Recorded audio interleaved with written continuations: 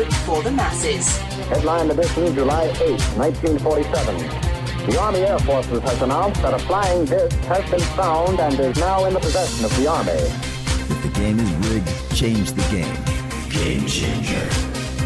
I occasionally think how quickly our differences worldwide would vanish if we were facing an alien threat from outside this world. This is Fade to Black with your host, Jimmy Church, on the Game Changer Radio Network and KGRA, the Global Radio Alliance. I need your help to get to the year 1985. You're listening to Fade to Black with Jimmy Church on the Game Changer Network. All right, good evening. Fade to Black. Bespoke radio for the masses. Yeah. Yeah.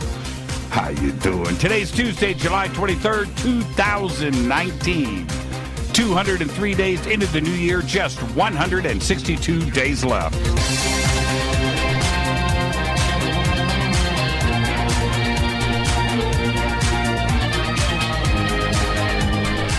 We are live from a bunker somewhere in the middle of beautiful downtown Burbank, California. And I would like to welcome everybody listening all around the world, all across the United States. Hither and thither, to and fro, back and forth, up and down, east and west, north and south, far and near. This is Fade to Black for KJCR, the Game Changer Network, and KGRA, the Planet. I am your host, Jimmy Church. What is cracking, everybody? How you doing? What an amazing week on the show. Tonight, very special guest, author, researcher, reporter, journalist, Annie Jacobsen. She's here. She's going to join us to talk about her new book, which is called Surprise, Kill, Vanish. That's right, the secret history of the CIA's paramilitary forces. Yeah, man. We're also going to talk about the Storm Area 51 Facebook event, which is now approaching 2 million people. It is far past 1.9 million. Annie Jacobsen, author, researcher, journalist, reporter. And we're going to be talking about her new book. It's called Surprise, Kill, Vanish, The Secret History of the CIA, Paramilitary Armies, Operators, and Assassins. We're also going to discuss the Storm Area 51 Facebook event. And I'm going to go outside of the box a little bit and talk about what she does with television. And you may not know about that. She is a 2016 Pulitzer Prize finalist and the New York Times bestselling author of Area 51, Operation Paperclip, The Pentagon's Brain, Phenomena, and, of course, the book we're going to be talking about tonight, Surprise, Kill, Vanish. She also writes and produces TV. She graduated from St. Paul's School and Princeton University, and I say this every time, where she served as captain of the Princeton women's varsity ice hockey team. Her website is AnnieJacobsen.com. I'd like to welcome back to Fade to Black, Annie Jacobsen. Annie, how are you? Thank you for having me. It's so nice to be here again. Yes, it is great to have you back. And, you know, Annie, let's just go right here first with the Area 51 stuff. And as this started to reach across the mainstream media, and I thought, that surprised me just a bit. But as I started to click on these articles, it was you that the mainstream media reached out to for not only information, but why this was a bad idea. How has your media week been, young lady? It's been pretty crazy, right? My God. I was driving along, and I mean, in an hour, I had the Wired UK calling me, and also a podcast in Japan, and Fox News and NPR. And it speaks to the global interest in Area 51. I mean, anything at all arises about that base, and people want to know what's going on. My comment about this last week, and I just want your opinion on this, but up until the movie Independence Day, Area 51 was still very much a part of the conspiracy community, right? The rest of the world really didn't know much about it. Independence Day, with that famous scene, right, with Bill Pullman and I forget. Reb Horn, when he says, actually, sir, that's not completely accurate, right? So that scene, suddenly Area 51 is now part of pop culture because of that movie and its success. Now we've got Area 51 for real. That was probably the beginning of a general public awareness, right?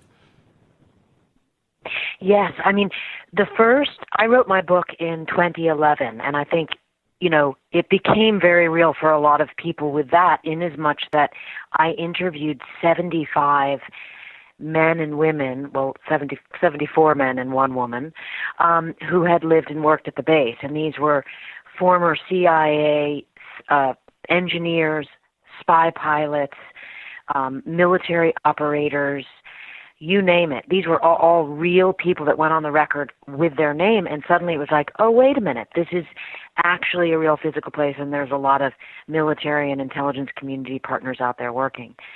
2 years later, President Obama said Area 51 for the first time publicly from any official, he being the top official, but he mentioned it at a Kennedy Center Award ceremony, and that is when that is the first time in history that the actual name Area 51 became declassified, when the president spoke of it. 1.9 as of today, the latest count, I checked right before showtime, it's approaching 1.94 million people. That's wild. That's crazy, isn't it? I mean, what's also interesting is that Bob Lazar, who is, of course, the sort of origin story of UFOs and Area 51, and I say origin story meaning he's the first person to have publicly spoken about it. He went on Joe Rogan's podcast recently, shortly after I did, and I think that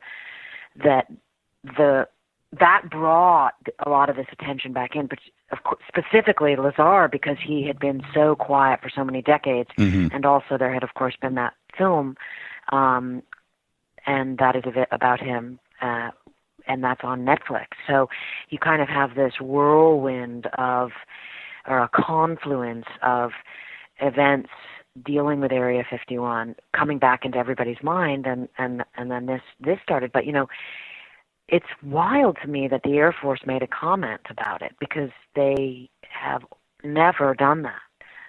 They have always, while the commander-in-chief spoke of Area 51, the Air Force did not. And so, it speaks to the times, and I think it also speaks to the power of Facebook, because I continue to work with, as I continue to write more books, I work with people in the military and the intelligence community as sources, and I know what a serious eye they keep on Facebook, because the ability that a Facebook campaign has to incite people to do things is extremely troubling to the government. I mean, look no further than a place like India, where you actually have people dying because they're told to do things on Facebook. Right. And think of the Arab Spring, and all of these different significant events around the world that were propped up and supported and created from social media. Social media is not a joke. Yes. Now we're talking about the London riots. Yes. It's something that has to be taken very seriously. And here we have 2 million people saying that they are going, another 2 million saying that they're interested, and another 3.5 million that are invited. I don't know what this number is going to be like come around September 20th, but if we look at fractions here, right? Because we're talking, we're talking about such a big number now. Now, if you're talking about 10% or 5%, we're still talking about a couple of 100,000 people showing up at Area 51. And now that is when the Pentagon has to take this serious. On the flip side, is Area 51 equipped for something like this? They may be equipped for the RV that shows up with a half a dozen people in it that want to, go and film. The camo dudes deal with that. But if a couple of 100,000 people show up, what's going to happen? Well, my theory is that it would never even come close to that. I mean, the fact that it's being forecasted on Facebook is probably, makes a lot of people that have to watch this kind of thing and monitor the potential for civil unrest, because that's what it would be called, certainly, or is potentially if people are talking about storming a military base. I mean, I just spent several days with NYPD, with the chief, seeing how policing works when you're dealing with large crowds. And the event was the 4th of July, right? So there was a huge display of fireworks on the Brooklyn Bridge, and I watched how the NYPD and the Joint Terrorism Task Force deal now with crowds. And in the day and age that we live, where you have could have an active shooter like the Vegas situation, or a post-event IED like the Ariana Grande concert. So that's local law enforcement, and those are people gathering for an event. They had also talked about how there was the gay gathering a couple days before that, and there had been 5 million people in the city. They had thought the number was going to be around 1 million. But again, this is local law enforcement working with their, federal partners like the FBI to, crowd control, to preemptively crowd control. But this is not this is not protesting in front of City Hall. This is as it's being pitched. It's called storming a military base, and that's a very different rubric for them to think about. But Again, they're not going to get anywhere near it because of the kind of surveillance there is, not just around Area 51, ground sensors to, overhead surveillance, but they will. Imagine not that many people live in Las Vegas. Imagine people driving on the 5 freeway or whatever it is to get there, right? That's how far out this is going to be watched. Let's go to a worst case scenario, which is absolutely that 10,000 people, right? Worst case, are actually somehow getting past the security and are approaching the gate. And which is not, it's like wide open there. It's not, it's not, you don't have guard towers, and it's not like a prison. This is out in the open desert. But if that actually happened, the government wouldn't start shooting at its own citizens on American soil, would they? It wouldn't come to that. There's so many places, they're called con plans, like contingency plans, that are scenarios that are run through like this. And again, you have to back way out from that, because no one's going to be allowed to mass along, any of those roads, the extraterrestrial highway or anywhere else. They're just not. They're just not going to get to that point. Local law enforcement would step in long before that. So, and they'll, of course, have some kind of situation in place that it is all done very legally, but no one will be allowed in there. And I've been, the main access to get to Area 51, the way, from what I understand, that's not really obstructed by, terrain that is impassable, is through the Nevada test site. That's the closest I've come to it as a guest of some nuclear engineers, and looked at the base from, the hill, that's where the base is, where you're sort of standing in what's called Area 10, near where the Sedan crater is in the Nevada test site. And you can kind of see there. But you're talking about a large distance that no one is going to be able to get near. And, is anyone going to fire on a crowd? Again, it's been a long time since Kent State. Right. Given the nature, I mean, policing, law enforcement is extraordinarily mindful of and sensitive to, I think, how they're perceived. And that has to do with many of the sort of, protests and things that have happened in the past few years. At least this is my experience, again, because I'm just working on some stuff about law enforcement. And they are not walking around like ostriches with their head in the sand. They're just as concerned with people's perception of them as they are with their behavior. Of course, you have these aberrant, horrible things with rogue cops, behaving, like criminals. But for the most part, I imagine that there's a big effort behind the scenes going on to this. As the number gets bigger, by the way, it's crazy. I was doing some math last week. It was like Thursday, and I was checking. It was about 15 people per second. All right, wow. I did a 10-minute average, and it was about 15 people per second. It's like people liking the president's tweets, Well, see, now the big question, I mean, the real question is how many people are clicking on going for grins, right? They're not serious. Right. And then how many are clicking on that and are absolutely making travel plans, right? That's the question. Yes, but of course, our federal government is able to monitor all of that, like it or not. You can just, I'm sure of it. I'm not even guessing there, because the stakes are too high to have a situation like you just said, like, oh my God, what if 10,000 people start running? The stakes are too high to start shooting at American citizens. The stakes are too high to start tear gassing American citizens. Facebook is a dangerous platform or Facebook can be an extraordinary dangerous platform that incites people to riot and, create civil unrest scenarios that get way beyond anyone's control. And that absolutely is not something that anyone wants to have happen out near a classified military base. I spoke to Wolf McCarran last week, and Wolf is one of the original Area 51 guys back in the early 90s, out there taping, with all of the names, right, all the people. And he had said that the easiest thing to do, it's not about security at the base, and it's not even Rachel, Nevada.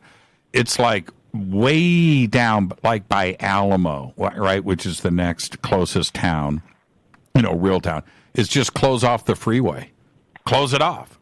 And that's it. It would be a very simple thing to do. Just absolutely close down the freeway, and nobody's getting near the base. Yeah. Yeah. I mean, there's many, many, many ways to do that. I mean, look, think about every now and then a pilot from Nellis Air Force Base at Nellis Air Force Range, sort of inadvertently, in quotes, flies over restricted airspace of Area 51. They get escorted out instantly. And those fighter jets that escort them out just appear, right? I mean, the contingencies are there always 24/7. The reports that have been coming out lately, and your book, Area 51, which I have, and it's excellent, you suggested a couple of things when it came to what the UFO part of this may be. On the flip side, lately, we've got Air Force, naval pilots talking about unidentified objects. We've got all this, the gimbal footage and these 3 videos that have popped up. Now, President Trump mentioned with Tucker Carlson the subject of UFOs. The Senate was just briefed by the Navy on UAPs. And then this Area 51 thing pops up. Does this feel a little suspicious to you? That all of this UFO talk in Fox and CNN and the BBC and the New York Times and our president, the Senate, Navy pilots, all of this happening at the same time? It seems almost agenda-ish. Well, I mean, I don't see it that way, only because I just see it as events culminating, right? If you reverse engineer it from this event, then you just go, well, of course people are going to be interested in clicking, there's going to be 15 clicks every second to join, because all you have to do is go back to the winter when the Tic Tac footage was released. And then you have, the Pentagon admitting for the first time, oh, actually, we do have a UFO program, an unidentified flying object program. Aircraft we can't identify, our 5 airmen have seen, right? So, da-dun, da-dun, da-dun. Then you have all the different things you mentioned. So, and this builds because people are interested, and this is both hard science to some people, in terms of experimental aircraft, certainly to me, and it's also narrative. I want to say mythology. I don't say conspiracy, because I think it's more, when I say myth, I mean like archetype, right? Because I'm not someone who is a UFO believer, but I certainly don't dismiss it or disparage it. I think it's super interesting, but I look at it as a narrative, right?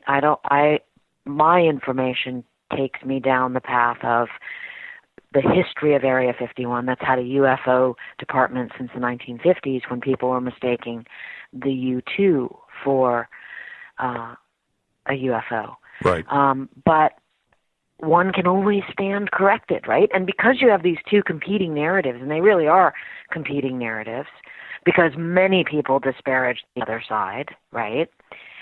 It becomes super interesting to a lot of people, and it's also a heck of a lot more interesting to talk about than politics, because I do think people have more of, okay, this is my position, but, right? Mm-hmm. They really do.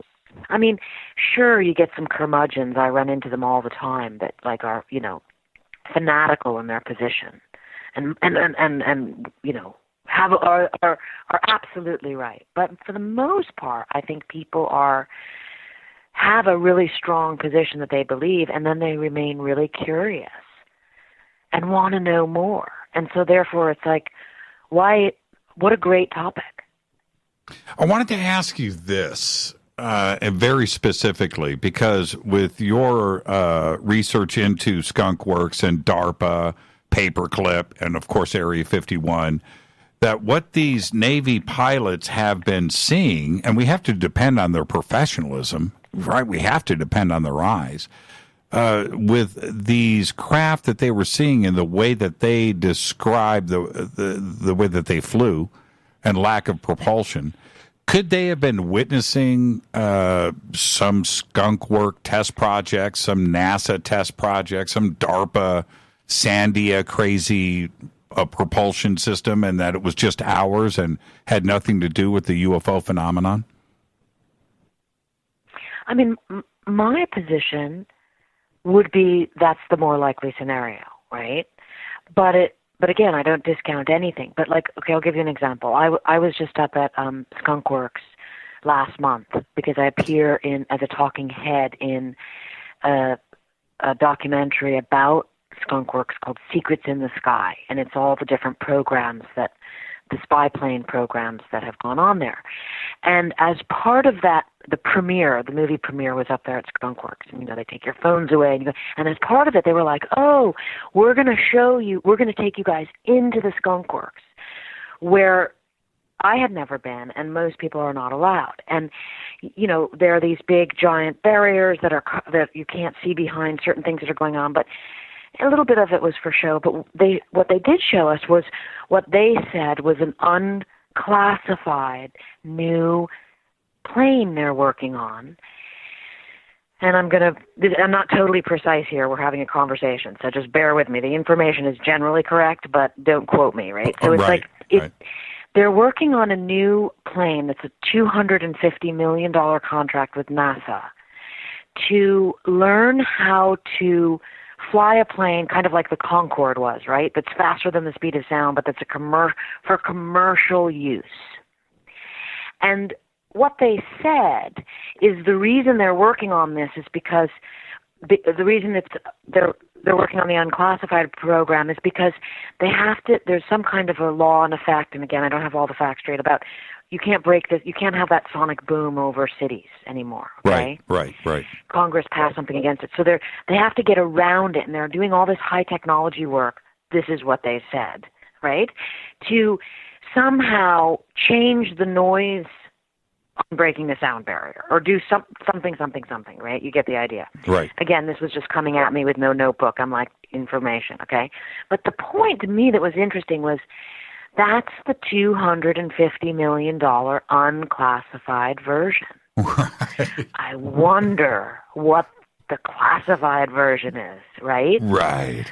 And I know from writing all this history about Area 51, that's just a classic cover. It's like, oh, that's why we're doing all this stuff. Oh, that's why we're working with the sound barrier, right? Because you need a cover story for everything.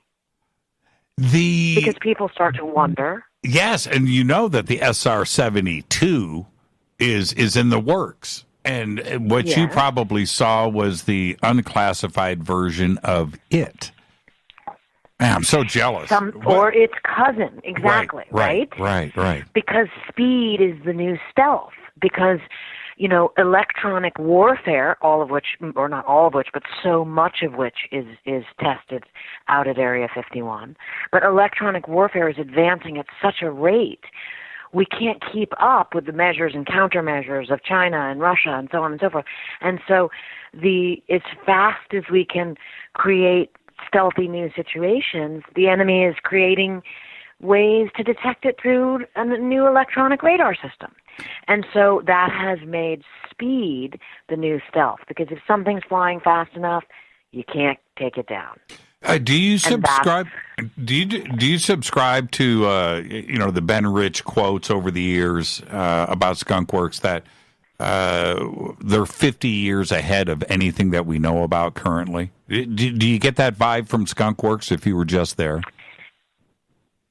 I don't know if did Rich say 50? Yeah, I do believe. Years? Yes. Because my book on DARPA, The Pentagon's Brain, makes very clear that they are working on technology 25 years out, because that's what their requirement is by Congress. Sure. So I don't know if it's 50. I am certain it's 25. But the 25 is always pushing forward, and so somewhere between 25 and 50. But that's absolutely the name of the game. Right. Another interesting Skunk Works moment for me was when the F-117 was retired. I think this was around, I want to say 2010, right? Mm-hmm. I went to the banquet up at Skunk Works because several of the engineers in my Area 51 book worked on that F-117. Back to your question about future technology.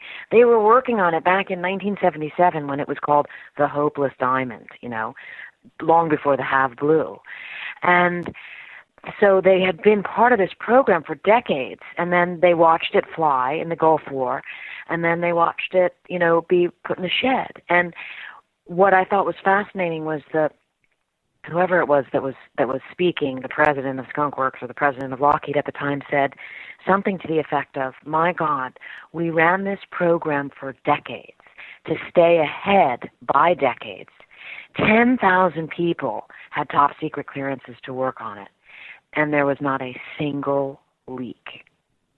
And that I thought was really, really, really interesting when people talk about what can you keep secret. What can you keep People always secret? say, go ahead. Yeah. No, what can you keep secret? Well, how about that, right? Yes. Right? Because so you can keep anything secret. So again, that narrative of people who believe that the technology has captured UFOs, and a lot of times the naysayers say, well, that's impossible. You couldn't keep that secret. It's like, well, yes, you can.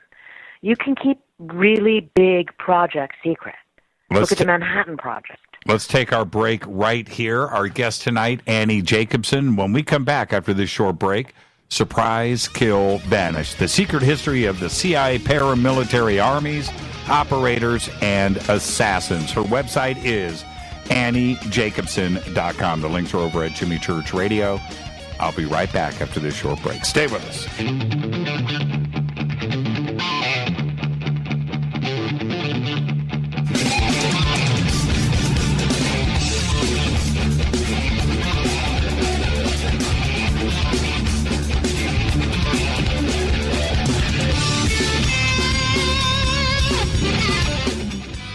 Welcome back, Fade to Black. Follow me on Twitter at JChurchRadio. You can follow Annie. We've got her links up right there at Annie Jacobsen on Twitter.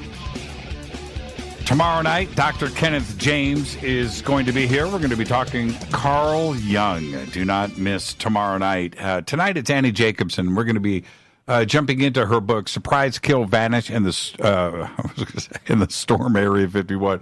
What a great title for the book, Surprise, Kill, Vanish, Storm Area 51. That will be the next book. But, oh, man, you got to love live radio. That's funny. Yes, it is. It's really funny. You mentioned earlier. That's what would happen to 1.9 million people. Surprise, kill, and vanish. Well, I could see the press conference with President Trump after that. The comment that you made earlier about UFOs, that you're interested in it, but you're not quite on the believer side. Before we move forward, let me suggest this. One evening in the future, you need to come out with us. We have the latest in night vision goggles, and we'll go out and look at the night sky. And I want your opinion on what is going on up there, because it is crazy town. You know, you got there with, and it's not, Annie, you need to imagine this for a second. You look up with night vision. And no, you look up before the night vision and you're looking at the Milky Way, right? It's a beautiful starry sky that you're used to seeing. And then, nothing's moving. And then you look through night vision and you're looking at stuff zigzagging, turning, appearing, lighting up, chasing each other. And then you pull the night vision down and look and there's nothing there. And you have this epiphany, right? And you go back to the night vision and you just go, holy cow, what is that? And it's not satellites, moving east to west or west to east and, in a straight line. It's stuff up there. I don't know if it's ours or ET or whatever. I don't know. But it's something that's very hard to wrap your mind around. And I would love your opinion. You need to go and check it out one night. I'll take you up on that. Yeah. That'll be your next book for sure. That'll get you a Pulitzer. That right there.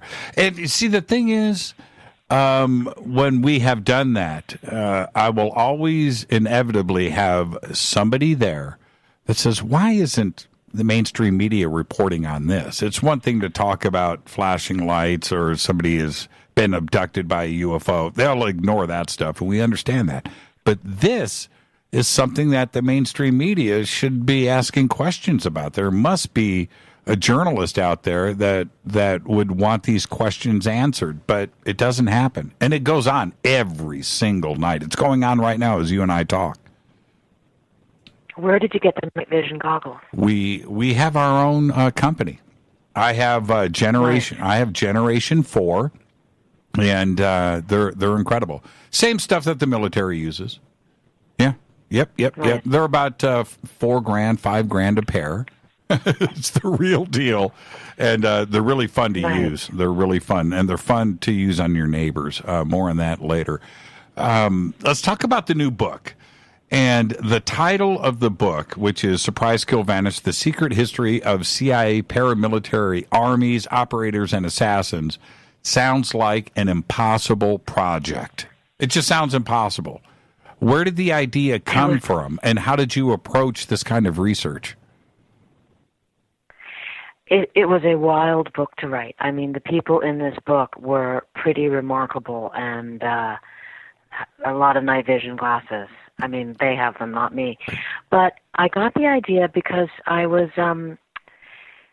had an old colleague. I used to report on Homeland Security, and I was writing my Area 51 book, and this fellow, his first name was Brett, he had gone off, retired from Department of Homeland Security and gone off to the Middle East, and he couldn't tell me what he did, and I didn't ask, but he was on his way back, and he came by the house and brought me a challenge coin, and it said, U.S. State Department, Kabul, Afghanistan. And I thought that was interesting because nothing about him was diplomatic. He was weapons trained and military trained. And at the time, my boys were young, and we had a lot of G.I. Joes in the garden, and from the American Revolution to the present, and they all had weapons, but they had the wrong weapons on the different G.I. Joes. And he said, "You got these all wrong," and showed them and kind of gave them a lesson of firearms throughout history. And they were fascinated. And he said, "If it's okay with your mom and dad, I'll show you a couple real guns and how they are handled." And I knew him to be a licensed weapons safety instructor, so I said, "That's fine." He sets up a sniper rifle in the dining room. And through the scope, I live up in the Hollywood Hills, and through the scope I can see sort of a leaf on the canyon, across the canyon. And I realized this is what my colleague is doing in Afghanistan. So the boys go back out to the garden. He showed them another, a pistol and things. And then there was one case he never opened. And when the boys were gone, I said, "What's in that case?" And he opened it up, and there was a knife there. And it wasn't just any old knife. It was like a serrated knife. And I said, "What's that for?" Immediately realizing my naivete and my mistake. And he said, "Sometimes a job requires quiet." And that's all he said. Never told me another thing about his job. I never asked. I learned later from another colleague that he worked for the CIA's paramilitary, a division, a very secret division called Ground Branch. And that was the beginning of my wanting to write a book about the CIA's paramilitary. And it took me 10 years and a whole bunch of other books to sort of slowly build sources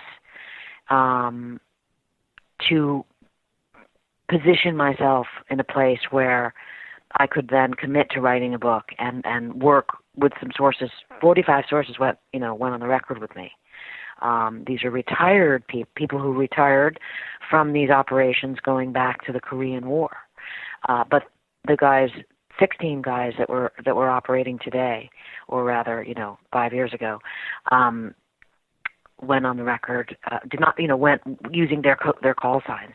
So it was an extraordinary book to write, and it's unbelievable that the CIA has a paramilitary. And when I say that, it means that there is the Defense Department is the military. It runs under what's called Title 10 authority, and they have rules of engagement, and they conduct wars. The CIA's paramilitary does not follow those same rules at all. They work under an authority called Title 50, and they can do all kinds of things, and they have small units and singletons, and they have a program, and always have, which is the tip of the paramilitary spear, and that is assassination, or as it's often called, preemptive neutralization. The obvious question is, the 16 gentlemen that are currently active, were the words CIA part of the conversation?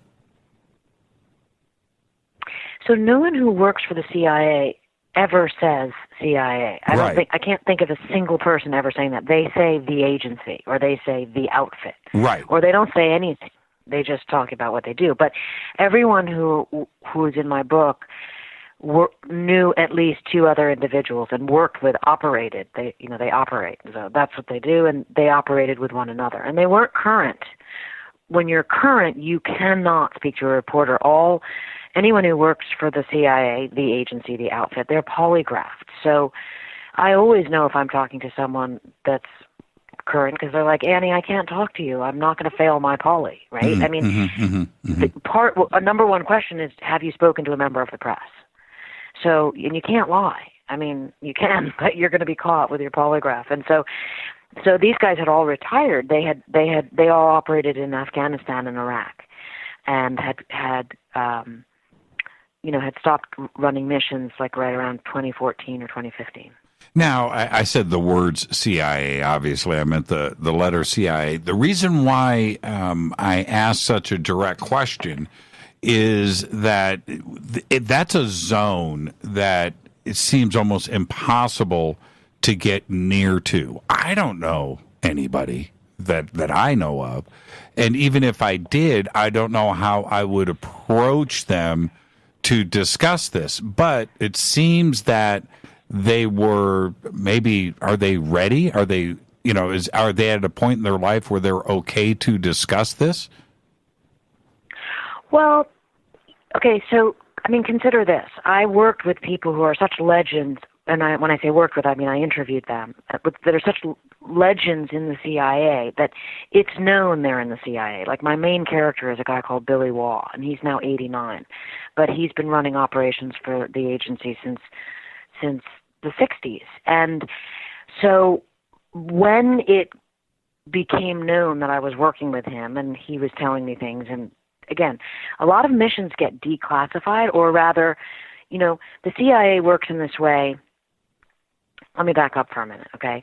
Well, let me finish that thought. I interviewed, for example, the CIA's longest-serving lawyer, okay, a guy named John Rizzo, who wrote many of the memos that make these operations legal. So I am the kind of reporter that works and works and works and works and works to get to the point where I am actually going to have real, legitimate individuals go on the record with me and confirm things that I have spent quite a bit of time establishing can be confirmed. Right. That the public might not even know or even want to bother, knowing what the heck that is, right? So I interviewed Rizzo, and I also interviewed a number of senior intelligence service staff. So that's the equivalent of a general at the Pentagon. These are called CIA has. They're not generals or colonels. They're CIS 1, CIS 2, CIS 3, CIS 4. That's the way you go up, right? Right. I interviewed 5 or 6 of them on the record with their name, because it made more sense, I imagine, to have the information correct than erroneous. And of course they would say, I can't talk about that, Annie, and that's fine too, but I could confirm piecemeal a lot of things. Let me give you a quick precursor here, okay? So the president has always had 2 options. First option, diplomacy. And 2 options, I say, when dealing with foreign adversaries or foreign conflicts. First option is diplomacy, always the first choice. Second option, war. Doesn't work out, we're going to war. After World War II, with the creation of the National Security Act of 1947, the president got a secret third option, right. Tertia optio, it's called in Latin. And that is the CIA's paramilitary. It's called covert action. It's the hidden hand. And some of it is done through humans, some of it is done through information, some of it is done through actual, what is called direct action, paramilitary action. And that is what I wrote about. And, it's supposed to be the hidden hand. It's supposed to never be known. But guess what? If there's a huge debacle like the Bay of Pigs, it is known. And the Bay of Pigs is a great example because that was a CIA paramilitary operation. And so it's known because all these records have been declassified. But it wasn't pieced together in the way I believe I did in my book, Surprise, Kill, Vanish, to demonstrate, oh, wait a minute, Guatemala, when we knocked out the president and sent all these guys, that was, oh my God, that was the CIA's paramilitary? You see, so wait a minute, when we killed Che Guevara, wait, that was the CIA's paramilitary operator's assassin? Yes, aha. And I piece it all together. Wait a minute, Obama's targeted killing program with the drones, that was the CIA's paramilitary army? Yes. Right? So that, in that manner, I write history. The staff, the men, the boots on the ground side of this, are they, help me understand here, are they military like during war, right? When they're active, they're with the military. During peacetime, does the CIA recruit them, to go out and to do missions? Or does the CIA have their own, you know what I mean, full-time paramilitary group? How does that work? It's a great question, and it has evolved over time, right? So when it started out in 1947, it was called the President's Guerrilla Warfare Corps. So all the guys are trained in guerrilla warfare. This is not like this is not military tactics like infantrymen, storm the front lines. Right. This is guerrilla warfare. This is surprise, kill, vanish. This is ugly, dirty, down and dirty, kill as brutally as you can. Use a piano wire if you need to. Okay, that's what guerrilla warfare is. And over the decades, it has become the way in which we fight wars is much more guerrilla warfare based than not. All wars on terror are guerrilla warfare based, right? So to answer your question, everybody in the CIA's paramilitary has guerrilla warfare training, most of it from the military. So most CIA paramilitary operators were Green Berets, Delta Force, Navy SEALs, paratroopers, MARSOC. They retire from their military service. They get what is called sheep-dipped in some situations, and then they go over and they work for the CIA. In a few instances, officers in particular, who become PMUs, paramilitary operations officers, they have like little bit of a different track. They go to the farm and get paramilitary, guerrilla warfare training at the farm. That's the CIA's training headquarters.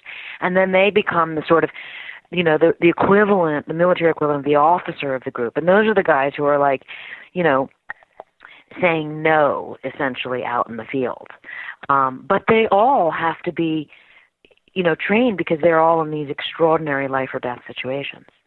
How do we wrap our minds around this? In that we see it in the movies, right? The CIA paramilitary, the covert, the slashing of a throat and the stillness of the night, that kind of thing, and it makes for good Hollywood movies. But then there's the other side of it, which is harsh reality. It's like Neo in the Matrix when he jumps back and says, "What do you mean this is real?" So how do we wrap our minds around that and accept it? I mean, that's, writing this book was extraordinary for me, and you've hit the nail on the head with the question. So going back to how did I, when my colleague came and visited with me and I realized, oh my God, he's doing Surprise, Kill, Vanish, right? Which was that name comes from the original program that fought Nazis by the OSS, which was the precursor organization to the CIA. And when he went that night, when I was thinking of him with the knife versus the sniper rifle, I was like, okay, I can, to your point about, Neo and the Matrix and how do we wrap our minds around this, I thought, this is so strange. I can accept my friend shooting an Al-Qaeda or a Taliban on the next hill over with a sniper rifle. I can accept that for whatever reason. But I couldn't imagine him slitting someone's throat or jabbing it in their ribs. And that gave me pause. Not as much him doing it, but me. I was like, why am I differentiating? Killing is killing. Why does one seem one way and the other seems the other way? And I wrote the book because I wanted to know the answer of exactly that question you're asking. And I know that I learned an answer. I learned a lot writing this book, and I take the reader through this extraordinarily complex and at times very, very dark history. And I think, people who I have gotten an extraordinary amount of response back from people who have had that same, who have shared with me their experience after reading the book, which is super interesting because that's why I wrote the book, because you have an individual response of what you think about this.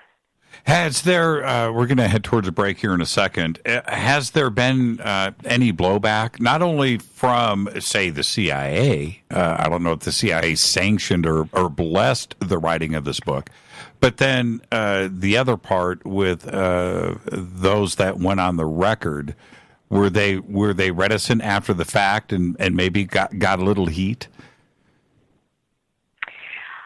I haven't heard any of that. I mean, the most heat I got from it's always bizarre being a reporter, because what you think and what you worry about and what you wonder about, and you just can never predict. And what I was most interested in is that, one, I am the kind of author that gets reviewed in big mainstream newspapers, and one that will remain nameless newspaper ripped me personally to shreds, saying that I was endorsing this kind of toxic masculinity and this, Hollywood fantasy. And it was just so bizarre, because I thought, I'm aware that people bring their own 2 cents into any book they read, but that was not at all my takeaway from it. And this was actually, ironically, it was a Pulitzer Prize winning author ripping me to shreds, saying that I was just glorifying killing. Yes, and I thought, wow, that's wild, But again, I'll end with this. I know we're going to break. I write books. I try to be neutral. That's my real. I definitely don't have a political opinion, or I don't bring it into the books. And I try to be neutral and just tell the facts. And I remember when I wrote Operation Paperclip about the Nazi scientists we brought here, I could go on Fox News and have them say, "Oh my God, Annie, thank God you wrote this book. You showed that these guys were morally reprehensible. They were terrible, but thank God we brought them here, because we wouldn't have won the Cold War without them. Thank you for writing this book." Then I could go over on CNN or even to the Holocaust Museum, and they would say, "Oh my God, Annie, thank God you wrote this book. You show us that these Nazi scientists were the most despicable, evil, horrible men in the whole world. And boy, is it so clear we should have never, ever done this program." They read the same book. Isn't that interesting, though?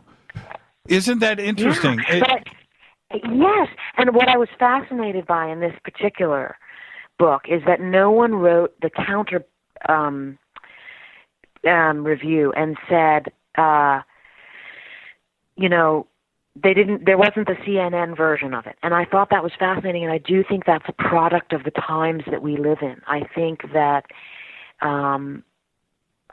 interesting, and I think more than anything what it does is it speaks to the burden that these operators have, because, again, not trying to pass a moral judgment on what they do, but they are doing something legally. They are doing something that comes directly from a presidential memorandum of understanding. It's called an MOU. I know that from interviewing the CIA's lawyer. This is all legal. There is no such thing as a rogue operation. These guys are doing what they are asked to do for the country. And to think that that's equated with moral reprehensibility, or whatever the word is that is interesting to me. And you asked, is it dark? A lot of these guys feel stigmatized, and I empathize with that, because, I sit here in my air-conditioned office, and they're over there, right, working at the behest of the president. Right, doing things that, well, we see it in movies, but then do we keep our heads in the sand and ignore that this is also possibly part of our own reality? And that's the crazy part for me. Let's take our break right here. Our guest tonight, Annie Jacobsen. We're talking about her new book. It's called Surprise, Kill, Vanish: The Secret History of the CIA Paramilitary Armies, Operators, and Assassins. I'm your host, Jimmy Church. We'll be right back after this short break. Stay with us.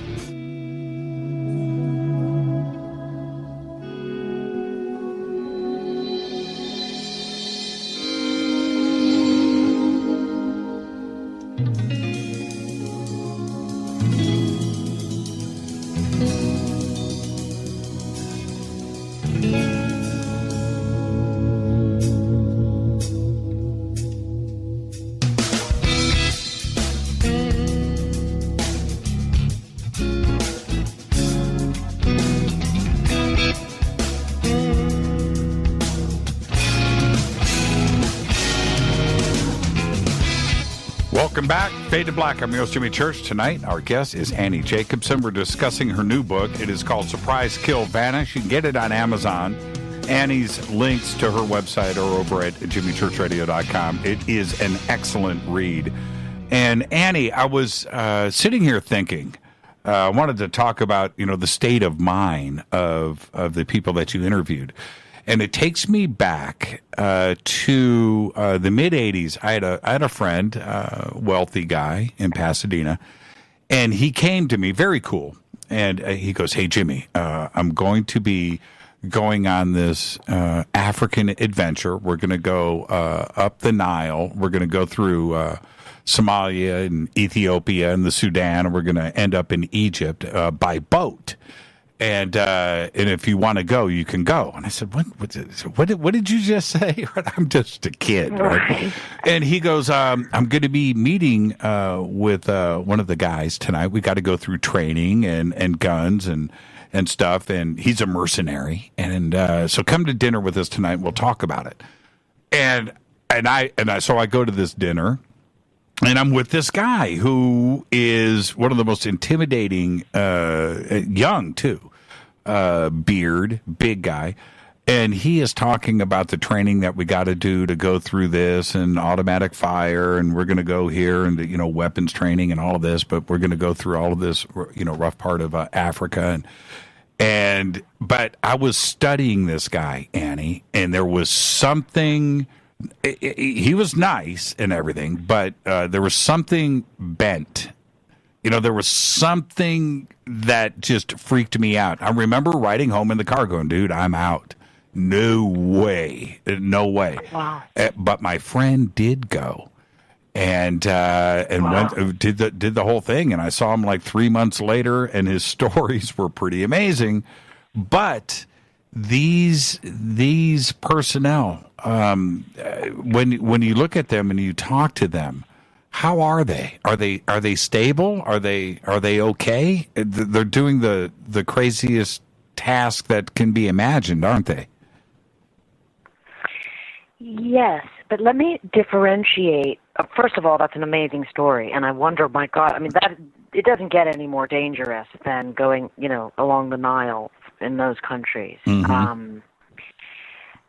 And I wonder what they were doing. A mercenary is a broad term, right? So what I write about specifically in the book, and what I try to make really clear, is that all of this is legal and at the behest of the President of the United States, right? So, and they're doing direct action. Direct action, in essence, means, in many cases, killing. certainly in the war on terror now, when you're going after a high value target, it's called a kill or capture mission. But what everyone would say to me is, it's a kill mission. None of these guys are going to let themselves get captured. So, they are going on kill missions, very small, targeted hunter missions, in essence. So it does give that sense of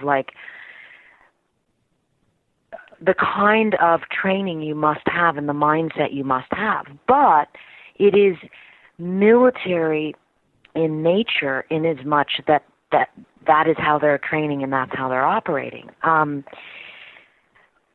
All of the CIA paramilitary operators I spoke to, and the bigger branch is called the Special Activities Division, okay, SAD. And they have what's called a ground branch, which is boots on the ground. They have an air branch, drones. They have a maritime branch, which is operations at sea. That's impenetrable. I could not get any information about that, okay? So how's that for intrigue? Right. But they all the ground branch operators talk about really specifically and very clearly that they are not Blackwater. They are not defense contractors. They are very specifically doing the president's bidding. And so there is a friction between this idea of, Blackwater, kind of what they think perceived to be sort of gung-ho, outspoken, very kind of, for lack of a better word, braggers, let's say, right, who don't actually have the authority to do direct action, because direct action is only legal at the president's behest under Title 50. And so these guys pride themselves on being highly trained and following the action specifically as to what they're supposed to do. And therefore they don't brag. They are very, very, very soft-spoken about all of this. The other aspect to this, do they, I know these may seem like dumb questions, but do they wear uniforms? Do they have ID? Are they traveling with passports? Oh my God, that's actually a brilliant question. They do not wear any uniforms whatsoever, because it is the president's, the third option, tertia optio, is the president's hidden hand. It is meant to be plausibly denied. So they do, great question. They do not wear any markings on their clothes. And during the Vietnam War, the organization was called MAC-V-SOG, and those missions have been declassified, and you can see that was a Defense Department and CIA joint operation, but they weren't wearing any markings. So even their cigarettes were Chinese, right? So there's nothing American. Their weapons are Swedish K. Their knives are made in Japan. They do not have anything American. I mean, here's another interesting detail. The bin Laden raid, okay, when bin Laden was killed, that was a CIA paramilitary operation. So you go, it's promoted as the Navy SEALs, because all of those guys were in fact Navy SEALs by training. But for the night, they became CIA operators. They did not wear military markings on any of their clothing. And it's funny because the one of the guys' outfits was at the museum here, the Nixon Library, and it was so funny because you could see I was with a CIA operator, and he was showing me, like, okay, you see that's been his name, O'Neill, got sewn on for effect to be in the museum, but everything else about it was missing any kind of marking. So that was a CIA mission, and then the next day, once bin Laden was killed, the guys went back to being SEALs. Why? Because you can't kill the military, Title 10, rules of engagement. The U.S. military cannot go kill someone in a sovereign nation, which is Pakistan. So it has to, whereas the CIA can under Title 50 authority. And so that's why in that famous photograph you have the director of the CIA, Leon Panetta, standing there next to Obama, because it was his mission. How many, I don't know if you've got this information, but how many of these operations go on? Is it like right now, you and I are on the radio? Yep. Is there something going on like right now? Okay. So the Special Activities Division, it had all kinds of names throughout. I mean, I go back in history, right? I mean, because there's paramilitary armies doing things like for JFK that did the Bay of Pigs, and then JFK had his assassination unit, which he called Executive Action. Reagan called his preemptive neutralization. So they have the big units, the small units, and then sort of during the Reagan era, it became known as the Special Activities Division, and it has been that through the decades since. But during the War on Terror, this authority expanded exponentially. And recently, the Special Activities Division has become the Special Activities Center at Langley, CIA headquarters, meaning it's its own interdisciplinary center. It has more missions going on than ever in the history of the CIA, and, as I've been told, operating in 134 countries around the globe.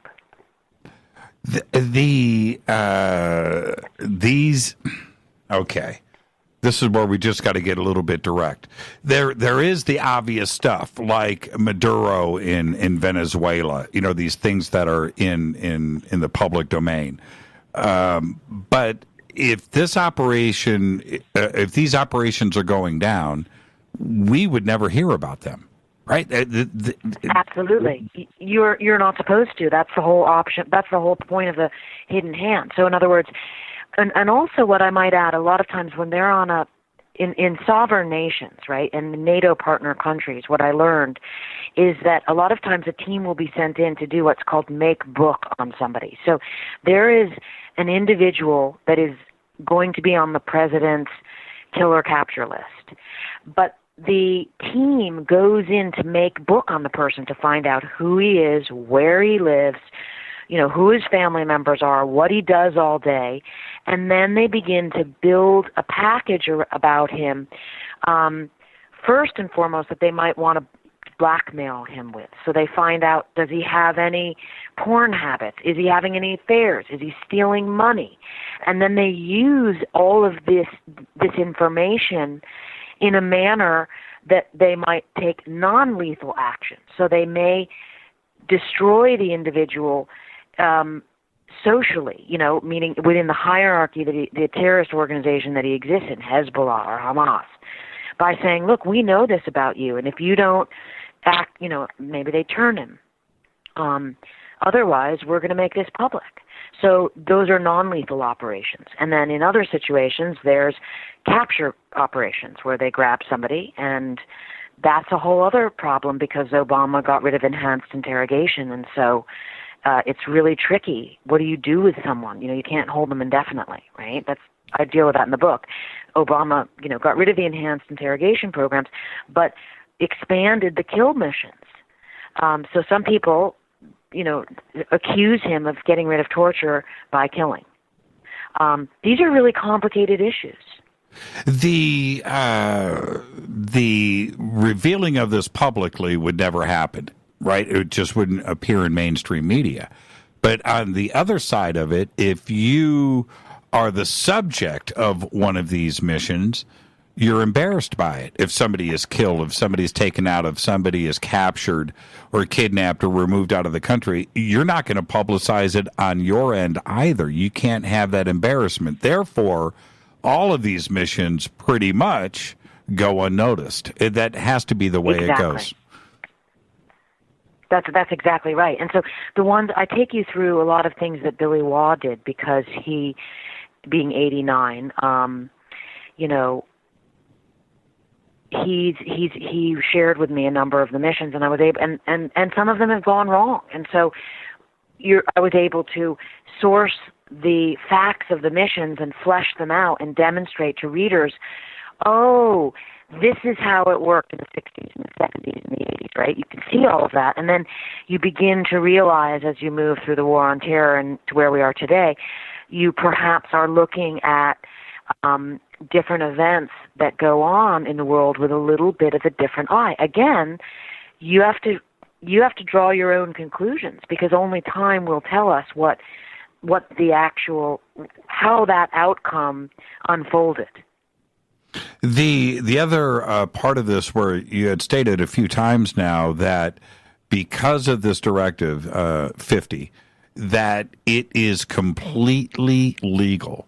And if the president has a capture or kill list, I'm sure the list is long, one, but two, there isn't anything for them to worry about. I'm talking about the paramilitary forces. They know that they are allowed to do the ultimate to make this mission successful.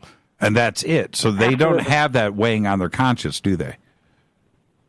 Absolutely. But it gets a little tricky sometimes. So let me tell you about Billy Waugh. So, for example, he's what's called a singleton, okay? So he works mostly alone. Now, he was a Mac v. SOG paramilitary and actually military operator during the Vietnam War and did hundreds of cross-border missions. He was in charge of the mission to kill the general of the North Vietnamese Army, General Giap, right? So his training was extraordinary. And then you go all the way. He's now moved decades through to the 1990s, and he's given a mission to go to Sudan to find this almost a terrorist who's just cropped up on the radar. And what's his name? Osama bin Laden. It's 1992. And Billy Waugh is in Sudan acting as a singleton, so his cover is that he's an old man on a fitness craze. So he's running around Sudan in jogging shorts. And that didn't work. He has the Sudanese after him. And another thing that the CIA did is so they gave him a mask that made him look like a black Dinka tribesman. He's wearing literally a rubber mask with gloves and everything, driving around trying to conduct surveillance on this unknown terrorist named Osama bin Laden. He finally takes pictures of him, the first ever that the CIA had of bin Laden in 1992. And now a decision goes, well, what are we going to do with him? So a memo gets sent up to President Clinton, who was the only president, from my understanding of interviewing all these people, who actually did not authorize targeted killings. So there's two versions of the story. Billy Waugh's version is that it went all the way to the president, who said, don't ever ask me this again. And Kofor Black, who was the station chief of Khartoum at the time, who I also interviewed, said that's not how it went down. I didn't even let that option go to the president. It simply went to the director of the CIA, who said no.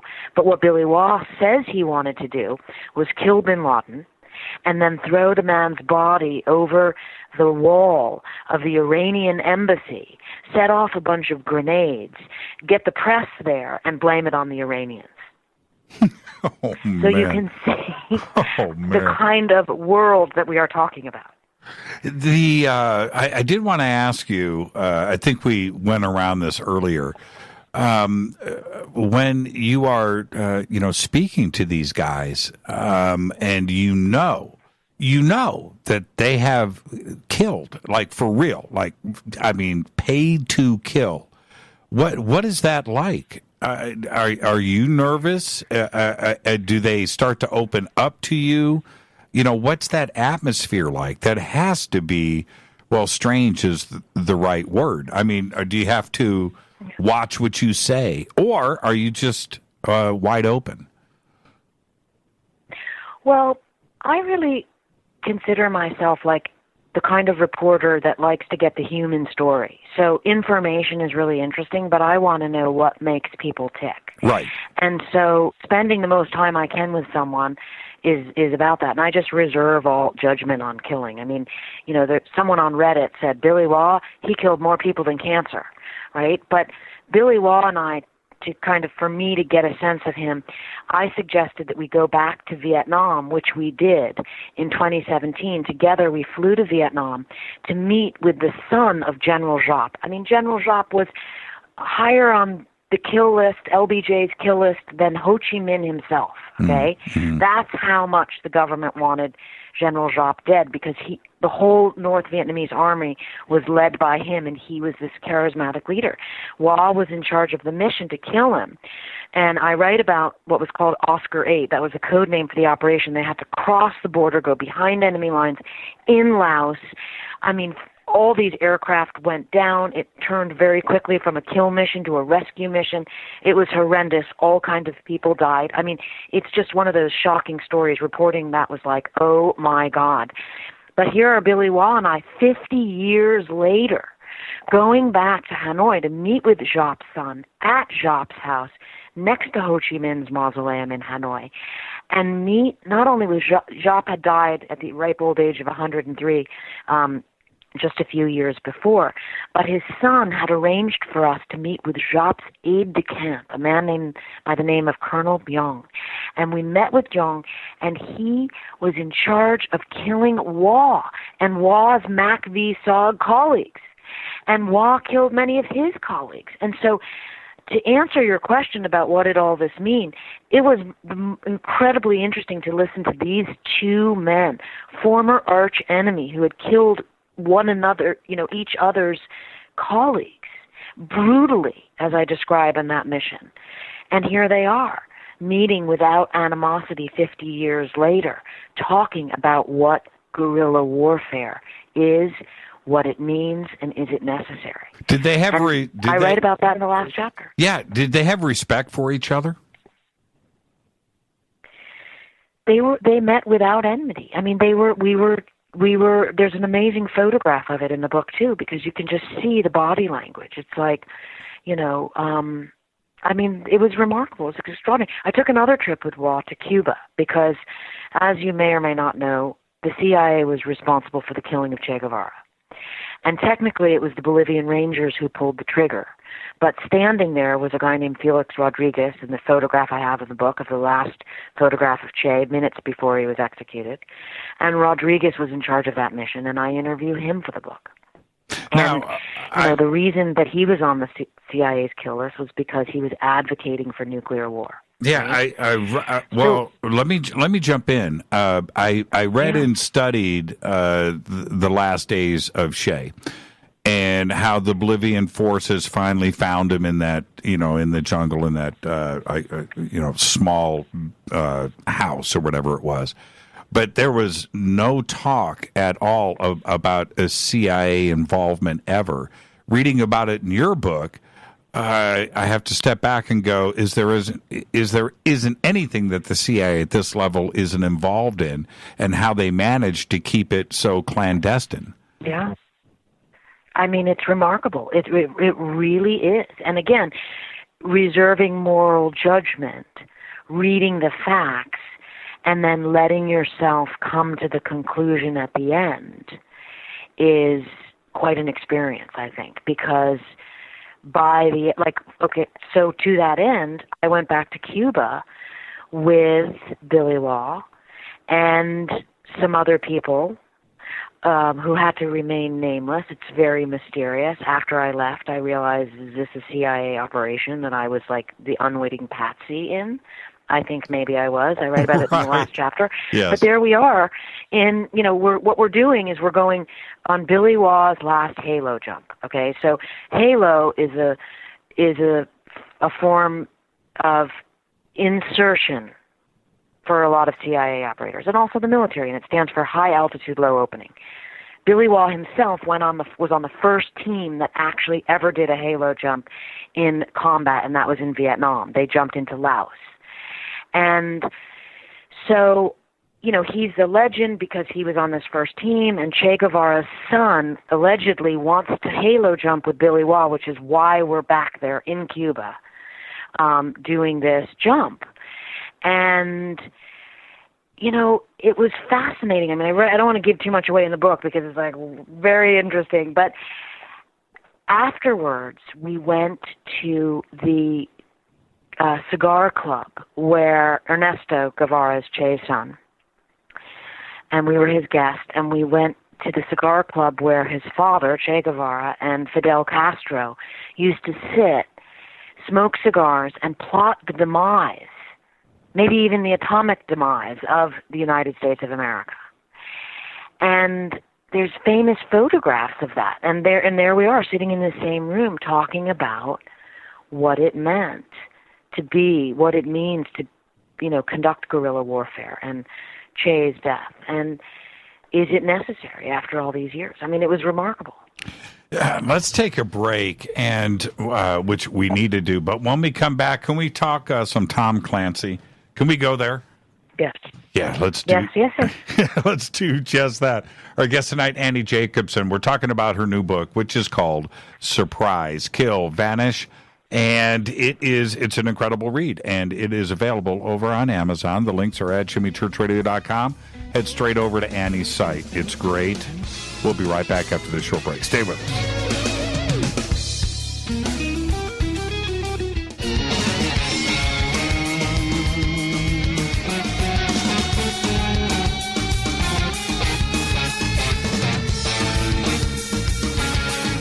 Welcome back. Fade to Black. I'm your host, Jimmy Church. Tonight, Annie Jacobsen. We're talking about her new book, Surprise, Kill, Vanish. You can get it on Amazon. You can click on Annie's links over at jimmychurchradio.com. It'll take you straight there. And Annie, before we move on, these are Jimmy Church stupid questions, but how do these guys get paid? W-2s. Going to a car dealership and you're filling out the credit app, right? You get down to your employer. How does that go down? Mm-hmm. So there are two different ways. You're either a blue badger or a green badger, and blue badgers are CIA employees, so they get just paid through the CIA. They have CIA health insurance. Okay. Right. Green badgers mean you work on contract Doesn't mean you're a contractor. You're not like Blackwater. You actually, like Billy Waugh, for example, sometime he was a Blue Badger, but he didn't like it because you have to have an apartment in Washington, D.C. You have to behave like an employee. And a lot of these guys prefer to be on their own so they can turn down jobs. They can live in Las Vegas or wherever they want to live, right? And just be called upon and then accept the mission and go. But the guys who are Green Badgers, it's very interesting about the payment because, for example, one person I was discussing this with said it was a real problem when he got audited, just by chance. In other words, like, you could just easily get audited. Like, they pull your number up, they're like, oh, let's look at this guy. And you cannot ever reveal that you work for the CIA. And so you have to provide all this paperwork that is essentially not what it says it is. That must be the craziest 1099, right? Can you imagine? I can't. I can't. I mean, here's another one. On that note, even more interesting is gunshot wounds, okay? Because, like, a guy I know had a gunshot wound. All these guys get wounded. And his gunshot wound, so when he's over in Afghanistan, he's treated by, CIA doctors and military doctors, because they're almost always on bases that are... They're on a military base, and they just have their own section. It's like, oh, that's the area we don't go, right? Right. That's the agency guy, the ground branch guys. But his gunshot wound got infected, and so he's back in the United States. And oh, we just lost Annie. Oh, is that crazy? And then when it happened to him the second time... Annie, let me jump in. You just dropped out and went silent. That was crazy. Okay. It just picked up right now. We got interrupted. You got to put your night vision goggles on and watch. What's happening. We just got officially interrupted, and there was a beep. Beep. You need to go back and listen to this after the show. Okay, you might get a phone call. We are on a landline. Yeah, you might get a phone call after the show. We went a bridge too far. Okay. Well, I wrote this in the book. I mean, it's an interesting detail. Okay, let's go. You have to repeat it. Okay, so let's go. Okay. Man. So what part of the gunshot wound did you hear? It got infected. Okay, the gunshot wound gets infected, and the guy comes back home. You get treated on a military base, right? Because the CIA's bases are always on a military base. Regular people can't go there. So you're treated by the military doctors. And then when this individual came back to the United States, and it happens to a lot of people, if their wound gets infected, they go to the local doctor here in the United States, and the doctor is required by law to report a gunshot wound. Of course. So they have to say, well, how'd you get this gunshot wound? And the guy says, I had a hunting accident. Right. Okay, fine, right? That's fine the first time. How many hunting trips are you going on, sir, that you get shot every single time, and you're here in my office? Yes. And speaking of care, what about psychiatrists? Right? Do these guys hit the couch, and how does a psychiatrist deal with this, or do they see a company psychiatrist? I have seen medical records on a lot of people because that's something I have to authenticate people, right? And I also authenticate injuries, right? And just as due diligence on my part, I don't report that. But I have seen, and I have seen, PTSD related psychiatric situations. But it's pretty clear to me that the doctor knows. Like, for example, let's just say you're retired Delta, okay? So you're retired from Delta, but you're back in Afghanistan. So perhaps the doctor thinks they're working for Blackwater, right? But it usually says this individual was involved in some of the most extreme combat situations that caused X, Y, and Z. So they because they're retired military, VA is available to them, but it also does get tricky with green badgers because it's not as available, and there is some discussion of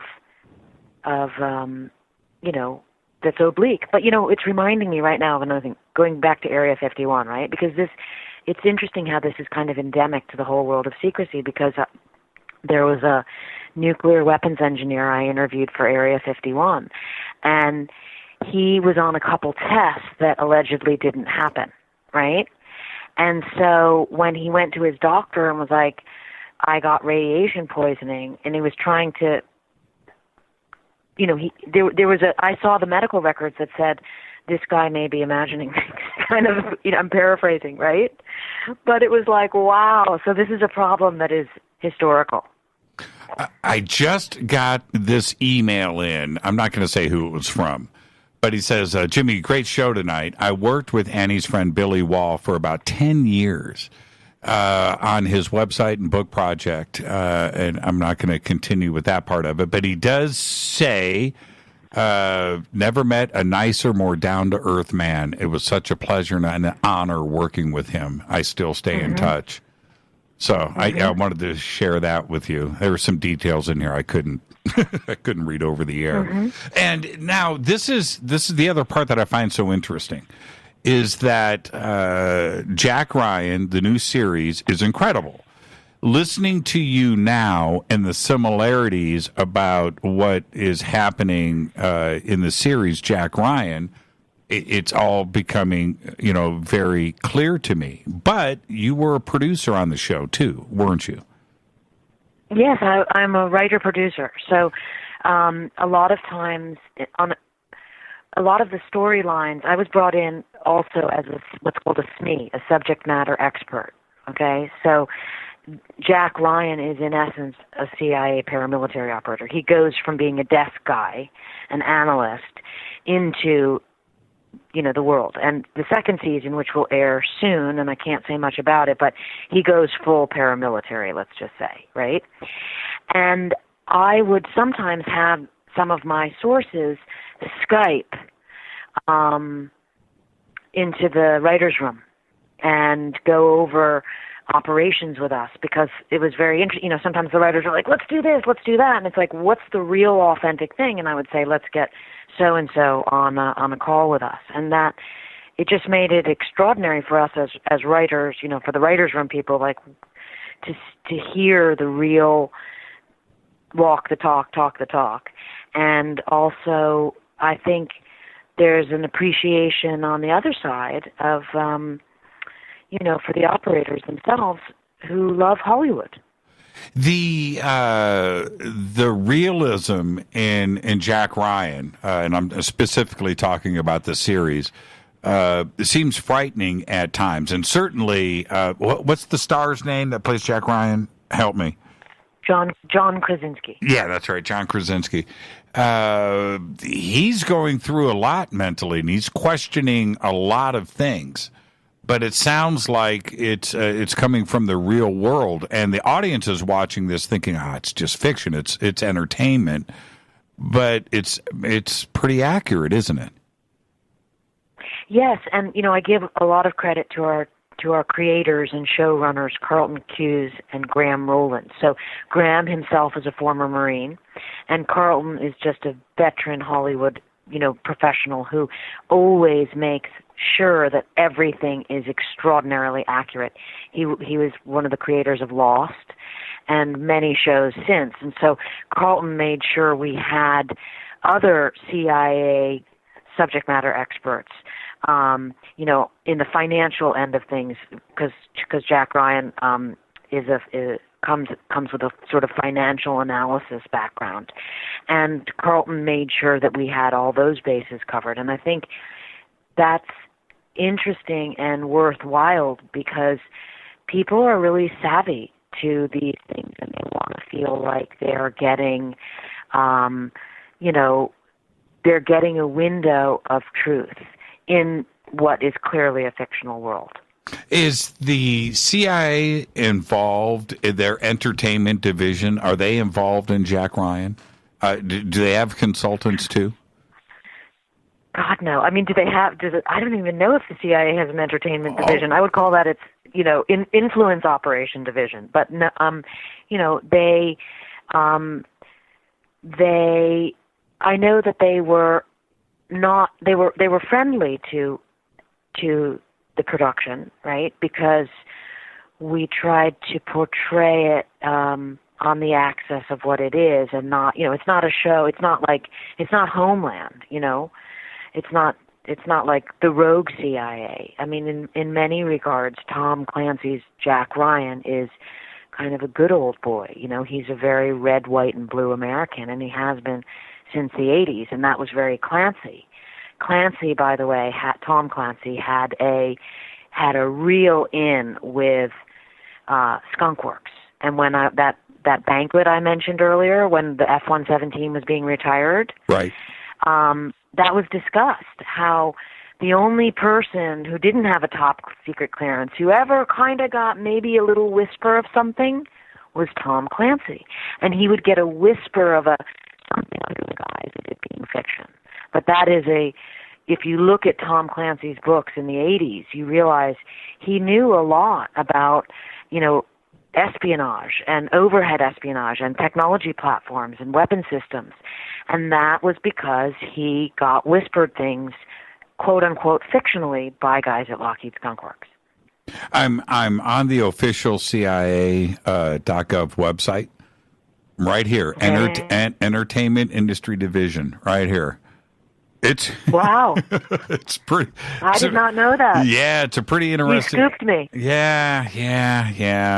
I'm good for this once in a while, but it says right here, as an organization that plays a key role in America's defense, the CIA is a frequent subject of books, motion pictures, documentaries, and other creative ventures. For years, artists from across the entertainment industry, actors, authors, directors, producers, screenwriters, and others have been in touch with the CIA to gain better understanding of our intelligence mission.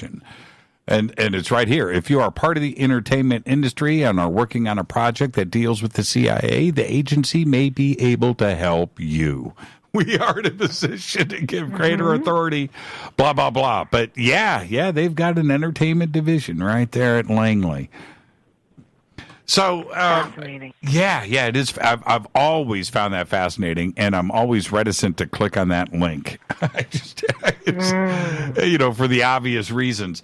But when it comes to Tom Clancy, and I realize that he has got his inside sources, but his stuff is so accurate. And when I watch, like the new series Jack Ryan, is it too accurate sometimes? Do you ever get the feeling that Tom is giving the other side ideas? You know what I mean? If you are going to do something crazy, Tom tells you how to do it in the book. Well, I mean, of course he's died now, so it's his ghost, his follow-along writers. I mean, are you saying, is it too close to accurate? Yeah, I mean, how to do bad things. Whether it is, some operation against, the Navy or the military or a civilian airline, or, to commit these terrorist acts. It's spelled out so clearly in the book. It's like giving somebody a roadmap. Well, I mean, I think that's the CIA's job, is to be ahead of that curve. In other words, what's that famous line right after 9/11 that I believe it was the CIA or maybe it was the FBI, someone said, we concede this was a failure of imagination. So you have to be able to imagine things, and I think that's what people in Hollywood do. I mean, as I write in my book on DARPA, which is called The Pentagon's Brain, after 9/11, DARPA hired Hollywood screenwriters to try and come up with the most preposterous, most evil terrorist attacks they could come up with so that DARPA could build weapons to defend against them. And that was probably a wise move because, like you said, Tom Clancy famously imagined terrorists flying planes into buildings, and then Osama bin Laden led that operation. So whatever you can think of, you should probably know darn well how to defend against. Your book, Phenomena, am I under the impression that this is heading towards television or the big screen?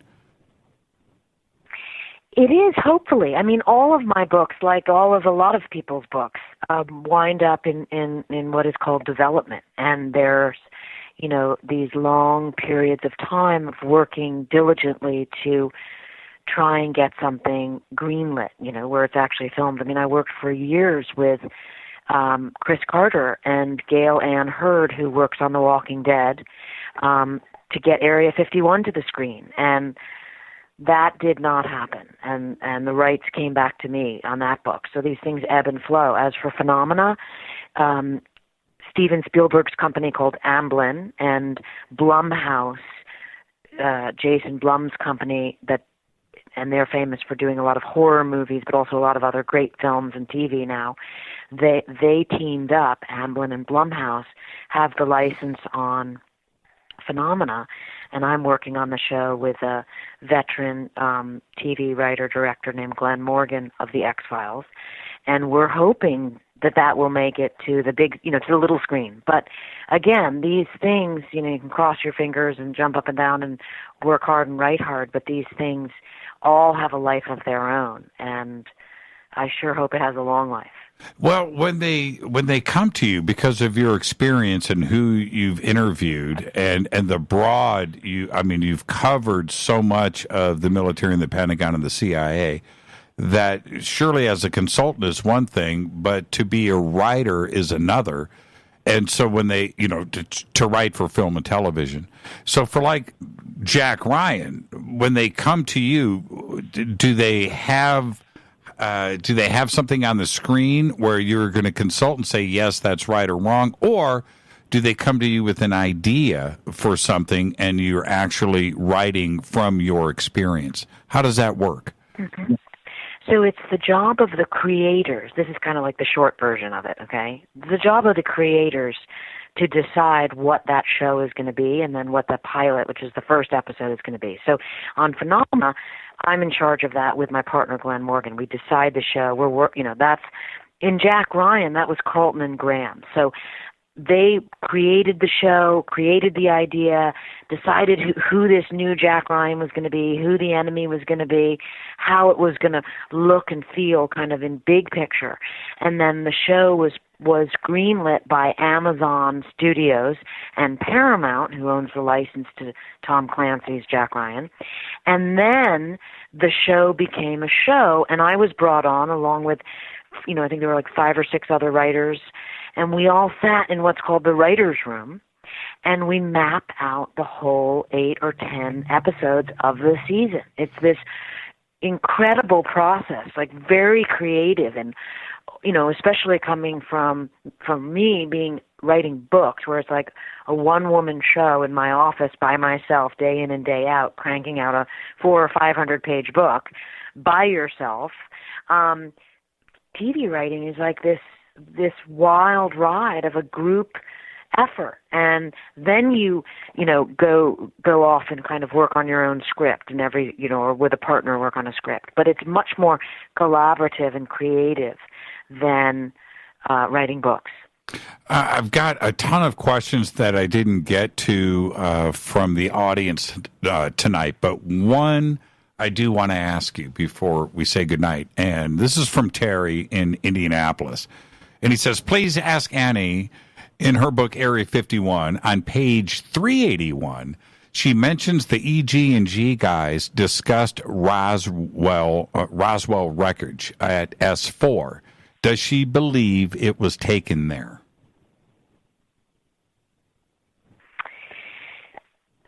I don't know the exact page number he's talking about, but there's certainly a narrative that I write in the book that I maintain to this day being the narrative I was told. My sources, my main source, that's kind of the big, that has caused so much interest in that book, an engineer from EG&G. He has now died, but he and I remained friendly for several years after the book published, and he stuck with that story. So absolutely, I believe that that story stands as its own narrative. And I don't mean to be vague, but, that's so controversial, right, what I wrote in the last few pages of the book, and I spoke a little bit more about it on Joe Rogan, and, it exists exactly as I laid it down. I have the book here, and I'm trying to think exactly. Was that the part? Was that Nazi wreckage? Or yes. Yes, right. I don't want to give away the book either, but I'm just trying to refresh my memory from reading it that possibly was the cover-up, right? Yes. Okay. And again, there are so many different competing narratives about Roswell, about Area 51, how they lit up, how the Nazis are involved, how Stalin is involved, whether it's a black propaganda operation, whether it was a hoax. And, the different narratives have been laid down and have their own origin points and go where they go. And mine is certainly one of those. I make it really clear in that book where I write in the third person, very objectively.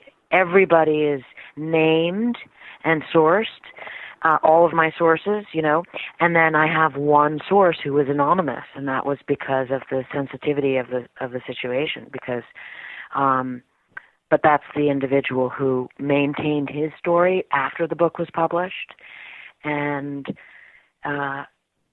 it's really interesting to think about. And it's I wonder, mindful of history as I am, and mindful that the truth always does get revealed. I really believe that. When, we don't know, but I think it also adds to why so many people are fascinated by Area 51, and that story is nowhere near resolved. No, and we may never find out. But about 2 months ago, a set of documents that you're probably not aware of, maybe you are, it's called the Admiral Wilson, Eric Davis documents were leaked onto the net, and have since been confirmed to be authentic. These aren't government documents. These are documents and transcriptions of a conversation between Admiral Wilson and Dr. Eric Davis behind the EG&G building at McCarran Airport. But and I'll send you the documents if you haven't seen them. I'll send them to you. Fascinating read. But on the back of the document, I think it's page 15 or page 14. It's a 15-page document. He says, Admiral Wilson says that he was told by somebody else that, and this is the quote, UFOs are real, crashed and landed saucers. Very interesting statement, right? Crashed and landed saucers, but alien abductions are not. Right? And that's the line in this document. And, everybody's wondering what he's referring to. Crashed and landed saucers. Well, that's an interesting statement. And then to follow that up with alien abductions are not is fascinating. And where are these crashed and landed saucers? Are they at Area 51? Are they at Wright Pat? But why such a general statement confirming one side of the question, but totally poo-pooing the other side? Have you seen the documents? No, I haven't. I don't know. I mean, are you talking? I'm interested. Everyone has their horse in the race, as I like to say, because there is, people become wedded to a certain story, and I get it. I understand that. But I don't know anything. I can't speak to that because I haven't read that document. I will get it to you. I will email it to you right after the show tonight. It's a very fascinating read, and it gets into all of the aspects of it, too, as well, which is research and backwards engineering. It doesn't mention Lazar or anything like that. These are all official government types and a meeting that they had at the Pentagon in 1997, April of 1997, which is the subject of these 15 pages. It's a fascinating read, and I will get it to you. So what's next for you, Annie, before we say goodnight? What's the next book? Oh, I always hold that close to the vest, but you can be sure I'm working on something because I love investigating fascinating government secrets that have to do with national security. Can I tell everybody your text? Annie texted me last week, 2 weeks ago. She goes, "I'm out in the field reporting." And I was just like, man, where is she and what is she doing? Well, I can't wait for the next book, Annie. Thank you so much for taking the time, and be safe out there. Always a pleasure being on your show. Thank you, Annie. Good night. Thank you. I want to thank Annie Jacobsen for coming in. The book is Surprise, Kill, Vanish, The Secret History of CIA Paramilitary Armies, Operators, and Assassins. Go to AnnieJacobsen.com. You can also go straight to Amazon. Fade to Black's executive producer is Rita Camarion. Show is produced by Hilton J. Palm, Renee, Dennis, and Bob. Announcers are Steve Harder, Gene Vitoa, Mark D. Kovar, Webmaster Drew the Geek, Music, Doug Aldrich, Intro, Spaceboy, SpaceboyMusic.com. Fade to Black is produced by KJCR for the Game Changer Network. Syndication is KGRA, The Planet. This broadcast only copyrighted 2019 by Fade to Black and the Game Changer Network. It cannot be rebroadcast, downloaded, copied, or used anywhere in the known universe without written permission from Fade to Black or the Game Changer Network. I'm your host, Jimmy Church. Until tomorrow night, Dr. Kenneth James, right here. I want everybody to be safe. Go Beckley Teppy.